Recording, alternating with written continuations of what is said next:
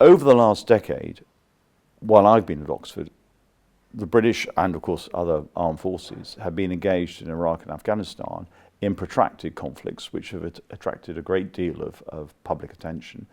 And the armed forces themselves have wanted to engage with the academic world in trying to get context on what they're doing.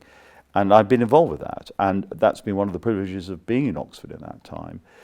So I found myself engaged over the last 10 years in discussions about strategy with practitioners, which has been enormously beneficial. I've learned an awful lot in doing that.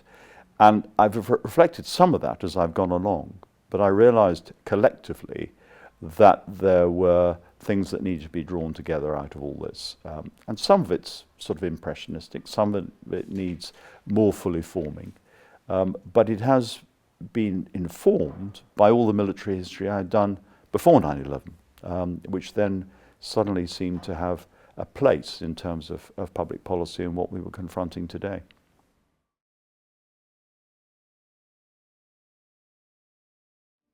The Changing Character War programme is an interdisciplinary programme. It was set up with money from the Leverhulme Trust in 2003-04, and from the outset it embraced history, politics, philosophy and law as its key subjects. And that was a really new departure for me personally. I always imagined that I was engaging in some form of understanding about politics, but law and philosophy were not disciplines that I had to engage with. But I really began to think about war as a phenomenon in a more general sense as a result of the programme. And that it's had a lasting effect. And, in many ways, historians might feel I've sort of lost caste, that I've moved away from history. I mean, history is still the discipline I understand, and I resist some of the approaches, particularly I think some of the approaches that can be applied in politics and political science. But I've undoubtedly learnt from those other approaches as well.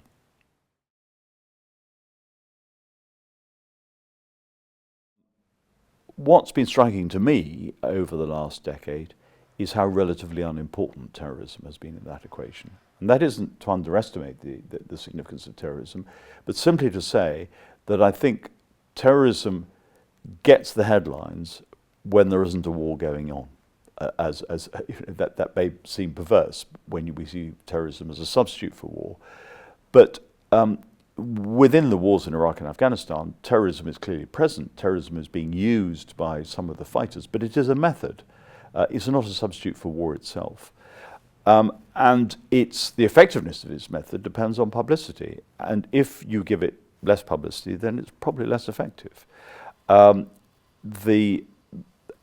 what I would argue too, and I argue very strongly in the book, is, and this is entirely familiar now, but it was not so obvious in 2004-05 when I first was arguing this, is that phrases like the global war on terror are inherently astrategic. I mean, they deny strategic logic. It has no geographical coherence, it has no coherence in terms of time, it has no coherence in terms of space. And that makes it very hard to make it something you can implement. How can you wage a global war on terror when you define your opponent in terms of a method rather than a person or a group of actors, when you define the area in which you're operating as the whole world, and where you're taking on all forms of terror, potentially within that title, including your own use of terror. So, I mean, I just think, strategy in part is about making choices and making decisions. And as a substitute for making choices, you just produce a label.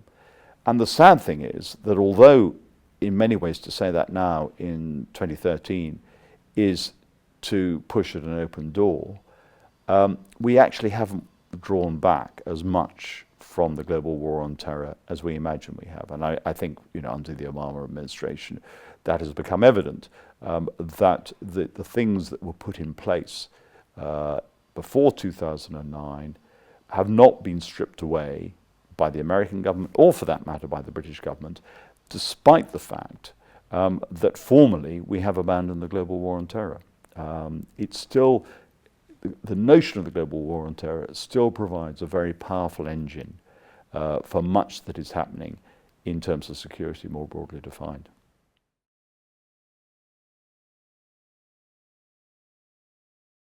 When I came to Oxford, I knew I was due to give an inaugural lecture, and I was already thinking about strategy and the place of strategy within. This is early 2002, beginning of 2002. So before the invasions of Iraq and Afghanistan, but after 9/11. And why I'd become concerned with strategy was that, and its definitions, was that I was aware that there was a closer sense in the 19th century as to what it meant and where it was going. There was an attempt to define it, which had, broadly speaking, been lost, partly because of the impact of nuclear weapons, and partly because it had been appropriated for all sorts of other purposes that were nothing to do with how we understand war and its use, and a great deal to do with the government thinking that they somehow, any government, thinking that it gave legitimacy to an area of policy by calling it a strategy rather than a policy. And that in particular, that semantic confusion, if you like, between policy and strategy, clearly the two are closely related, but that semantic confusion was part of our difficulty. So I wanted to use my inaugural lecture to speak as a military historian about a historical phenomenon, but I was very quickly aware that it had current purchase, that it was something of vital importance to us today. And indeed, by the time I gave the lecture, the inaugural lecture, the invasion of Iraq had taken place. And it was clear to me then that there was, if you like, a strategic deficit. And the last 10 years has only gone on to confirm me in that belief. And not just me, there are plenty of other people who think along these lines. And it's become a sort of standard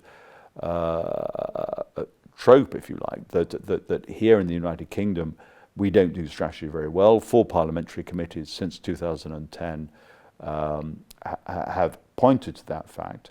It's become a standard argument in the United States too, that it too has lost the capacity to do strategy very effectively, despite the fact that they have innumerable courses on strategy in the United States. Here in the United Kingdom, we now have a national security strategy, and we've had one since 2008. We have a National Security Council set up in 2010 to deal with the issue of strategy, and yet we still don't seem to be able to get it right. We don't have a coherent strategy for Afghanistan.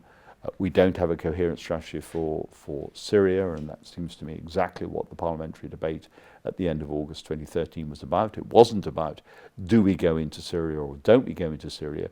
It is, how do we go into Syria to good effect, which seems to me an inherently strategic question.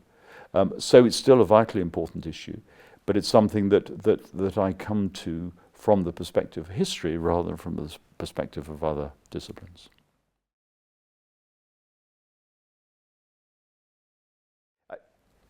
I think there are 2 answers as to why we need, or the place of history in strategic thought. And it's not to say, strategic thought is shaped overwhelmingly by history. Other disciplines absolutely have their part. One is to do with the fact that our own experience of war is comparatively limited, if not non-existent. I have no direct personal experience of war. I've not fought in a war. But that's true of many soldiers. I mean, soldiers have very limited actual experience of war. Unusually, our current crop of soldiers has more than most. But there is a tendency, of course, to privilege the war in which they have served, deprived of context. So strategic thought is in part a dialogue between the present and the past. It is where we are now, thinking about what it has been like in the past. And very often, of course, because if there is no present engagement, it has to be about the past. But also, of course, it has an orientation towards the future, because what you're trying to do through strategy is shape where you might go and how you might react to events and help understand events as you go forward. So that's one key function. The other is much more specific, and that is that the patterns of war which we were encouraged to expect after 1945 were overwhelmingly shaped by new technologies, and particularly, of course, by the advent of nuclear weapons. And the consequence of nuclear weapons was that we everything that had gone before seemed to be irrelevant. Even more than in the interwar period when people said the manned aircraft or the tank had changed war irrevocably and lessons from the past were no longer applicable. The nuclear weapon really did seem to put the world in a very different place.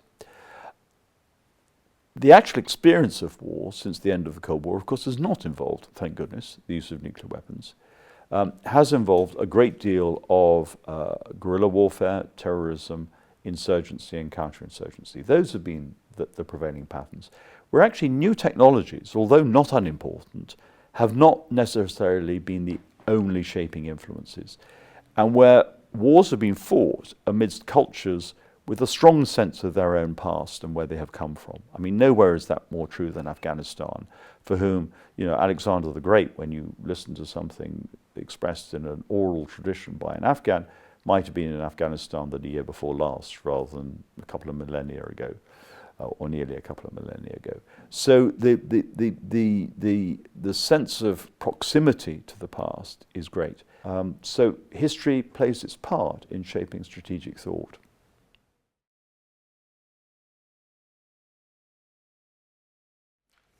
The history of the study of war in the United Kingdom has been shaped in its origins by the need to understand contemporary conflict. So it's been history with a purpose. It's going to be very hard to continue that over the next 10 years because the consequence of research assessment of the REF in relation to the United Kingdom is it naturally pushes history back into its own disciplinary boundaries, doesn't encourage it to go outside its own disciplinary boundaries. And meanwhile, its natural partner, military history's natural partner, which is the study of politics and international relations, is going down its own REF route, its own research assessment route, which is to go towards political science and political theory. And that is not sympathetic to the study of history. It sees history solely in terms of case studies to support theories, rather than seeing the experience of the past as actually being your departure point for understanding or developing a theory. So I see those two things on divergent courses. I therefore see the study of military history as caught in a dilemma because so much of the body of military history, historically created, so much of the works of the theory of war, which are themselves dependent on history, assumes that there is a convergence there, and now we're confronting a divergence. If military history becomes more inward-looking, more focused on history, as I think it is doing, then what's its future? Well, I think the most important thing it can do is become comparative. And I think the big challenge for military history in the United States and the United Kingdom is to break out of its monoglot and nationalist perspectives. I mean, it is, war requires two parties at least for it to happen. And we remain, and I mean by we, I mean the Anglo-Saxon Atlantic world more broadly defined, extraordinarily vested in a national tradition of understanding war. But I think that is the big challenge for military history, because just like the study of international relations, to study war from one nation's perspective only is inherently self-limiting. And you're sort of subscribing to a nationalist and possibly even a triumphalist narrative if you do so.